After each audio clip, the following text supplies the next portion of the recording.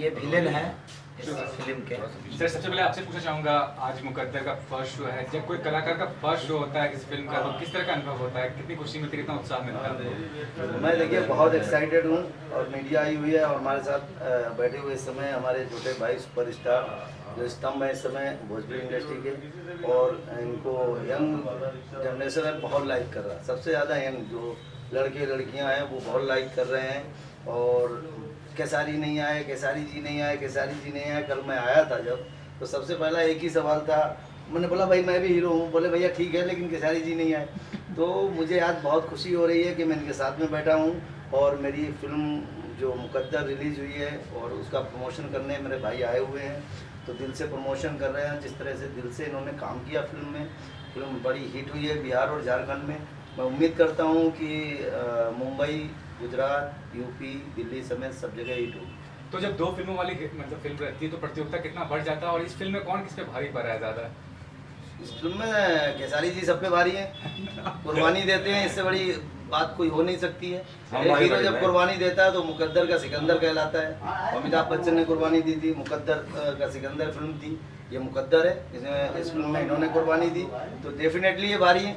और वैसे भी देखा जाए तो वैसे भी भारी है।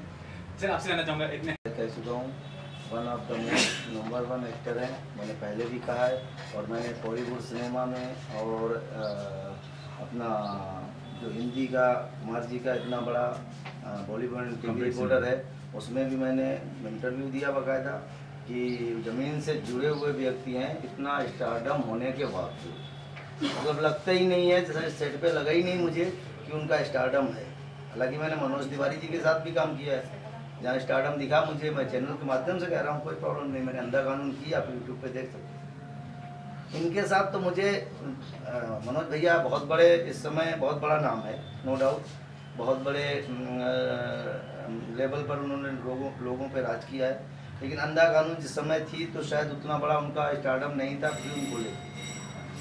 आज केसारी जी का फिल्म को लेकर इतना बड़ा स्टारडम है। 3 हीरो चल रहे हैं इस समय, केसारी जी हों, पवन जी हों और दिनेश जी, ये 3 ही हीरो स्टार हैं। उसके बावजूद भी केसारी जी ने कभी ये नहीं दिखाया कि मैं स्टार हूँ और शमीम खान यहाँ पे फाइट में नहीं रहेंगे।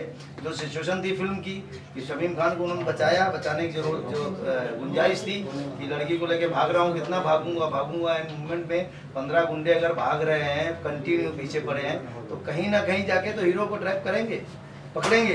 तो वहाँ पर आके बचाते हैं मुझे। बहुत अच्छा काम किया, मुझे सपोर्ट किया, मैं तो कई बार कह चुका हूँ। Thank you. अब हम लोग थोड़ा सा प्रमोशन करने जा रहे हैं। बिल्कुल बिल्कुल। प्रमोशन करके पब्लिक का रिव्यू लेकर फिर आपको हम बताएंगे जो हमने क्या किया और क्या देखा और हमारी पब्लिक की क्या रुचि है, क्या हमारे पब्लिक की रुचि है। और मैं बहुत जल्द चाहूँगा कि मेरे भाई के साथ मुझे दोबारा मौका मिले काम करने का।